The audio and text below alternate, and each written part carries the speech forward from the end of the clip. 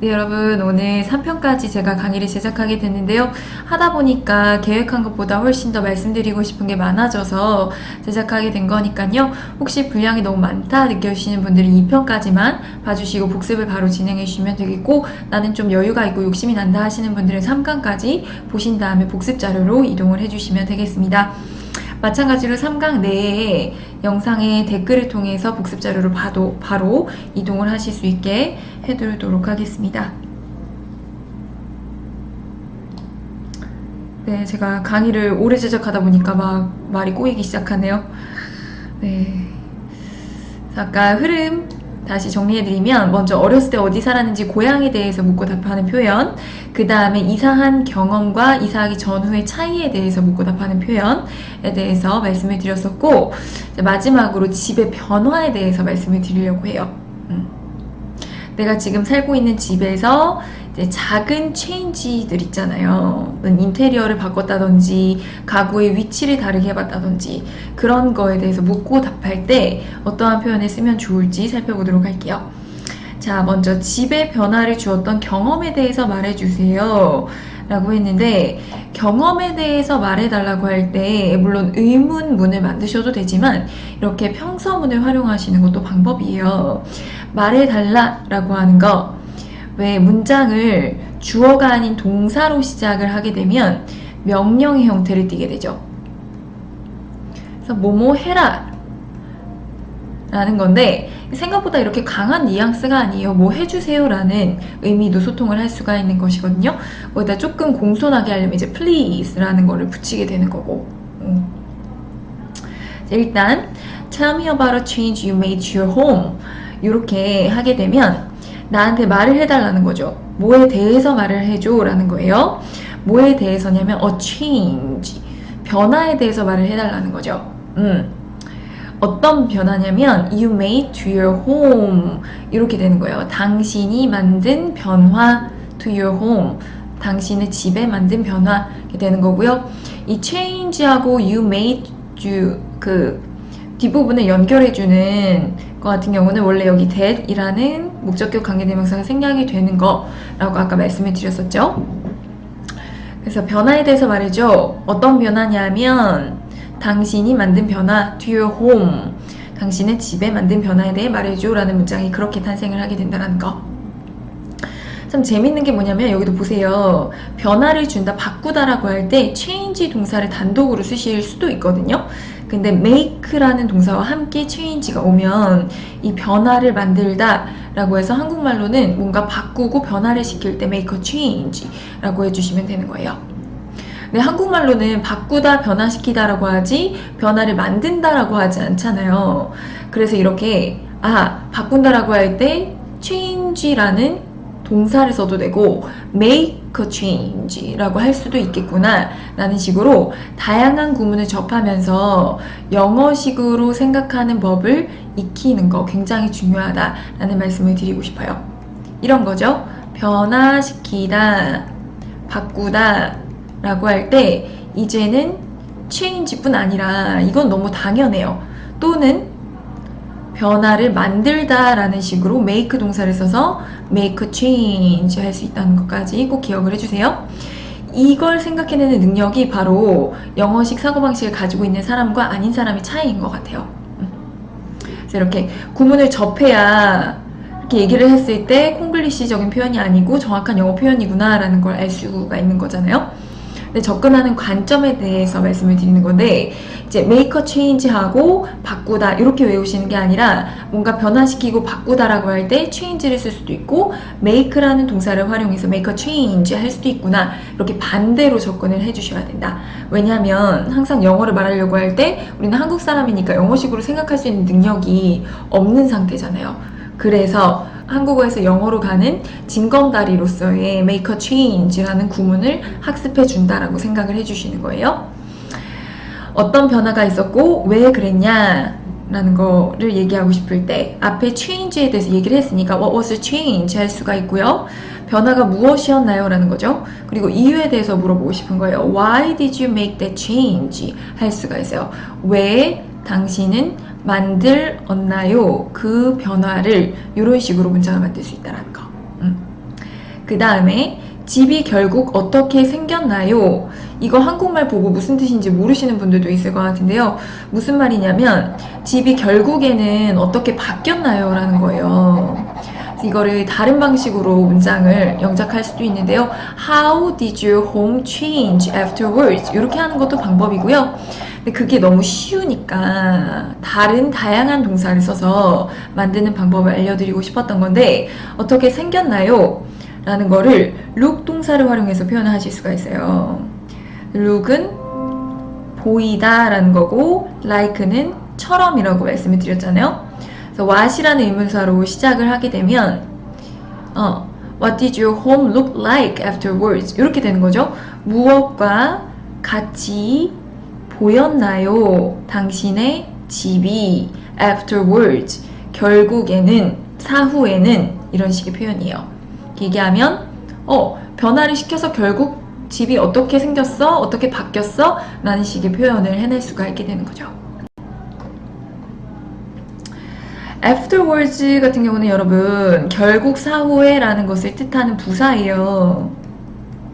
예를 들어서 친구랑 얘기하는데 남친이랑 막 싸웠다고 하는 거죠. 그 얘기를 듣고 난 다음에 남친이랑 결국 화해하게 됐어? 라는 식으로 이야기를 하고 싶을 때 Did you finally make up with your boyfriend? 이렇게 할 수도 있지만 Did you make up with your boyfriend afterwards? 그 뒤에 그렇게 싸우고 난 후에 사후에 화해를 했니? 라는 식의 문장을 만들 수가 있거든요. 이러한 예에서 보시는 것처럼 어떤 행위가 있고 나서 어떻게 되었는지를 물어볼 때 afterwards, 결국 사후에 라는 부사를 활용해서 문장을 만들 수 있다 라는 거 기억을 해주세요. 자, 이제 마지막으로 대답하기. 자, 제가 집에 준 변화 중에 하나는 이러이러한 거예요 라는 설명을 할 거예요. 그래서 문장을 이렇게 시작을 하실 수가 있는 거고, 갑자기 가구를 좀 옮기기로 했어요. 그냥 가구의 위치를 옮기고 싶었는데 특별한 이유는 없었어요. 방을 다 바꿨을 때 새 방에 매우 만족스러웠어요. 변화 뒤에 제 방은 전보다 훨씬 더 나아 보였어요. 완전히 새 것처럼 보였고요. 더 정돈되고 깔끔해 보였어요. 이런 정도의 흐름을 가지고 문장들을 이어붙이는 연습을 해보도록 하겠습니다. 자, 먼저 첫 번째 문장 어떻게 시작했는지 한번 살펴봐 주세요. One of the changes 이렇게 했어요. change는 변화고 one of the 복수명사 하게 되면 그 복수명사들 중에 하나 라는 뜻이라는 거 알고 계시죠? 그래서 one of the changes 하게 되면 그 변화들 중에서 하나, 어떤 변화냐면 I made to my home, 내가 집에 만든 변화들 중에 하나는 이렇게 돼요. 조금 복잡하게 느껴지시죠? 이런 게 있다라는 거 정도만 알아두세요. 이게 뭐냐면 is that, 그 다음에 새로운 주어 동사가 또 시작이 돼야 되겠죠. That I rearranged my bedroom 이렇게 되는 건데, arrange는 배치하다, 정돈하다 라는 뜻이고, re가 붙게 되면 재배열하다, 다시 정돈하다 라는 뜻이에요. 그래서 내가 집에 준 변화 중에 하나는 뭐냐면 내가 재배열 정돈했다는 거야. 내 방을. 이렇게 되는 거죠. 그 다음에 이 문장 굉장히 재밌게 느껴질 건데 I woke up in the morning. 나는 아침에 일어났어. And suddenly, 갑자기 decided to move some furniture around. 이렇게 표현하실 수가 있어요. 그런 거 있잖아요. 별 이유 없이 아침에 일어났는데 그렇게 하고 싶더라고 라는 뉘앙스의 문장을 만들고 싶을 때 그냥 아침에 일어났어. 이렇게 문장을 시작하세요. I woke up in the morning and suddenly, 그리고 갑자기 decided to move. 결정했는데 뭘 결정했냐면 옮기기로 결정을 했다라는 거죠. 몇몇의 가구를 좀 왔다 갔다 옮기기로 결정을 했어 라고 할 때 move 플러스 around 라는 부사로 마무리를 지어주시면 되는 거예요. 그래서 decide 같은 경우는 뭐뭐 하기로 정하다, 결정하다 라는 뜻이거든요. 근데 그 뭐 하기로 결정한에 해당하는 내용의 동사는 뒤에 to 부정사 플러스 동사 원형의 형태로 와야 해요. 그 부분 다시 한번 말씀을 드릴게요. 그 다음에 그냥 가구의 위치를 옮기고 싶었다. I just wanted to move. 나는 그냥 하고 싶었는데 옮기고 싶었다는 거죠. My furniture's position. 내 가구의 위치를 좀 옮기고 싶었어. 그 다음에 끊고 no special reason 하게 되면 특별한 이유 없어 라는 식으로 간단하게 단어들을 이어붙인 형태로 말씀을 하셔도 상관이 없어요. 그 다음에 방을 다 바꿨을 때 새 방에 매우 만족했어요. 여기서 나오는 표현이 be satisfied with 라는 건데요. be satisfied with 하게 되면 그 사람이 뒤에 나오는 대상에 만족을 한 거예요. 어떤 감정이나 정서를 표현해 줄 수 있는 굉장히 좋은 구문이에요. I was very satisfied with, 나는 매우 만족을 했는데 뭐에 만족을 했냐면 the new room, 새로운 방에 만족을 했다는 것이죠. 언제? When I finished changing my room. 언제냐면 내가 끝냈을 때 뭐 하는 것을, 바꾸는 것을, 내 방을. 여기서 하나 말씀을 드리고 싶은 게 뭐 하는 것을 바꾸다라고 할 때 finish 다음에 어떤 형태로 왔는지 보세요. changing으로 왔죠. 그래서 무엇 하는 행위를 끝내다라고 할 때는요, finish 다음에 이렇게 동사 ing, 동명사의 형태로 표현을 해주셔야 돼요. 아까 decide하고 좀 구별이 되시죠? decide 동사는 뒤에 to 부정사 플러스 동사 원형이 와야 되는 거고, finish 끝내다의 동사는 어떻게 해요? 뒤에 동명사의 형태, 그러니까 동사 ing의 형태가 와야 되는 거고, 이렇게 각 동사의 특성에 따라서 뒤에 연결이 되는 동사가 오고 싶을 때 어떤 형태가 만들어져야 되는가가 바뀌어요. decide는 to 부정사가 와야 되고 finish는 동명사가 와야 된다. 요거 굉장히 자주 쓰이는 동사니까 한번 기억을 해주시고요. 그리고 이러한 동사들 말고도 굉장히 많은 동사들이 있는데 한꺼번에 정리를 해서 말씀드리는 것보다 앞으로 문장들을 만나면서 그 안에서 용례를 말씀드리는 게 훨씬 더 와닿으실 수 있을 것 같아요. 일단은 어떤 문장에 메인 동사가 있고 그 뒤에 다른 동사가 오고 싶을 때 연결되는 형태가 바뀔 수 있다. 그리고 그건 그 메인 동사의 종류가 결정을 한다라는 거 생각을 해주시면 좋아요. 변화한 뒤에 제 방은 전보다 훨씬 더 나아 보였어요. After the change, 그 변화 뒤에 내 방은 보였다. look 동사 알고 계시죠? 뭐뭐처럼 보이다. 그 다음에는 형용사하고 와주셔야 돼요. much better than before 이렇게 왔어요. much가 일단 없다고 한번 생각을 해보세요. better than before, 전보다 더 나은 이란 표현이죠. looked better than before, 전보다 더 나아 보였다까지는 이해가 되는데 이 much는 뭐냐? 그 고등학교 때 much still, even, a lot far 이라고 해서 뒤에 나오는 비교급을 수식해주는 표현들에 대해서 배우신 적이 있을 거예요. 그래서 much still, even, a lot far 다음에 비교급의 표현이 오면 훨씬 더 뭐뭐한 의 뜻이 된답니다. 요것도 이런 게 있다라는 것 정도만 일단 알아두세요. 변화 뒤에 내 방은 보였는데 더 좋아 보여서, 훨씬 더 좋아 보여서 전보다 이렇게 표현이 가능하고요. 완전히 새 것처럼 보였다라고 할 때 After the change, my room looked brand new. brand new 하게 되면 완전히 새 것 같은 이라는 뜻을 가지고 있는 형용사예요. 그래서 완전히 새로워 보였다라는 문장을 이렇게 만들 수 있고, 더 정돈되고 깔끔해 보였다. After the change 똑같고 my room looked more arranged and tidy 이렇게 표현을 할 수가 있어요. 더 정돈이 되고 깔끔해 보였다. 왜 공간을 수식할 때 쓸 수 있는 형용사에 대해서 말씀을 드렸었잖아요. arranged 하게 되면 정돈된, tidy 하면 깔끔한, brand new 하게 되면 완전히 새 것 같은 이란 표현이고, 또 정돈된 깔끔한 느낌으로 쓰일 수 있는 게 clean 정도? 네, 얘네들을 통칭하면서 조금 더 상위에 있는 개념이 better, 더 나은. 근데 지금 비교하는 상황이 아니면 good, nice 이런 식으로도 표현이 가능할 것 같아요. 공간을 수식해 줄 수 있는 긍정의 형용사들을 항상 기억을 해 놓으시면, 왜 카페에 대해서 묘사를 할 때도 그 카페에 대한 내 긍정적인 마음이나 인상을 표현할 때 굉장히 유용하거든요. 이렇게 공부를 꼭 해두시면 좋을 것 같습니다. 네, 여기까지 설명을 드렸었고요. 그 다음에 저번 시간 우리 외국인 회화에서 미션 액티비티 드렸었잖아요. 자기 집에 대해서 묘사를 할 때 예시 답안과 생각의 흐름을 제가 글로 정리를 해놨어요. 질문이 이거였죠. What does your house look like? 당신의 집이 어떻게 보이나요? 묘사를 해보세요. 라는 건데요. 그럴 때 무슨 말을 해야 될까라는 데 있어서는 방의 개수를 비롯한 구조, 그리고 그 방이 어떻게 쓰이는지 하고, 그 다음 가족들이 그 방, 각각의 공간을 어떻게 쓰는지, 또 가족들 간의 관계까지도 확장해서 말씀을 할 수가 있다고 말씀을 드렸었어요. 그래서 먼저는 방이 몇 개인지 떠올리고, 그래서 이렇게 설명을 하실 수가 있고요. 다음, 나머지 화장실, 거실, 부엌 이런 것들의 위치와 구조를 떠올린 다음에 뭐 화장실 한 개가 있고 부모님 침실과 가까이 있어요.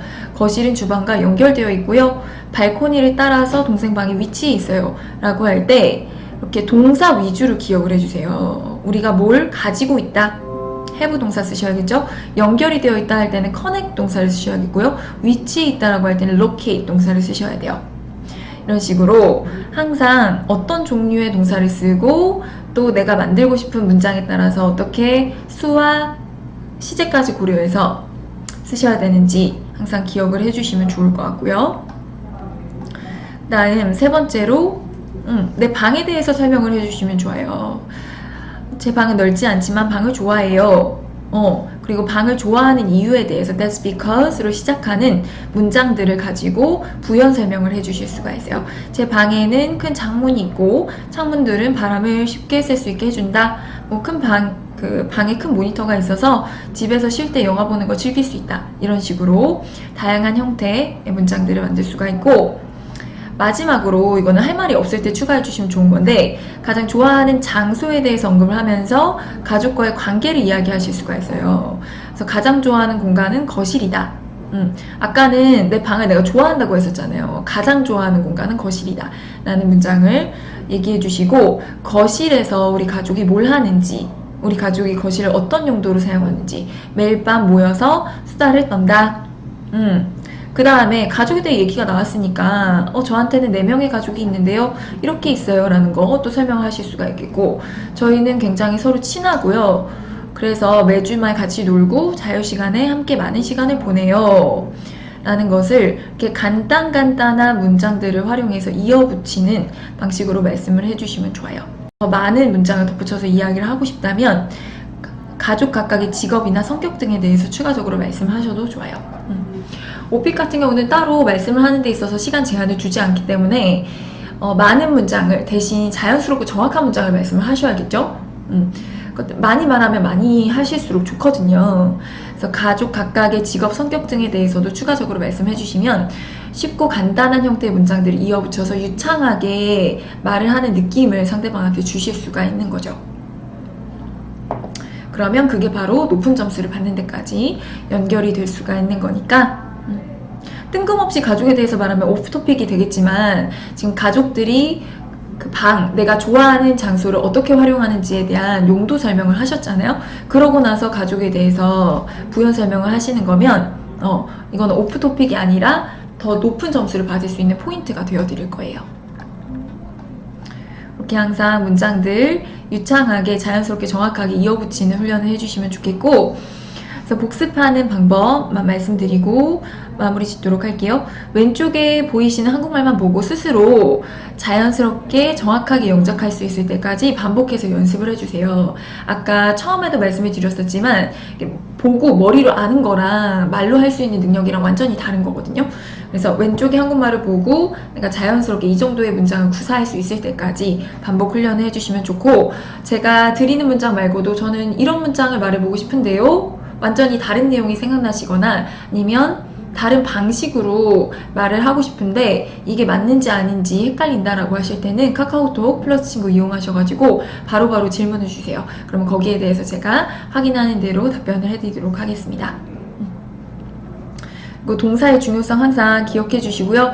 빨간색으로 표시된 부분이 동사고 파란색이 중요한 구문, 핵심 표현 같은 것들이에요.